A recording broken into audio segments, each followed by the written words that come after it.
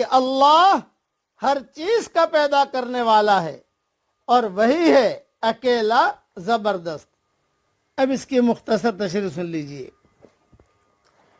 یعنی جس طرح اندھا اور بینا برابر نہیں ہو سکتے، اسی طرح موحد اور بے ایمان، مومن اور بے ایمان برابر نہیں ہو سکتے، اس لیے کہ موحد کا دل، مومن حقیقی کا دل توحید کی بصیرت سے معمور ہے، جبکہ بے ایمان اس سے محروم ہے۔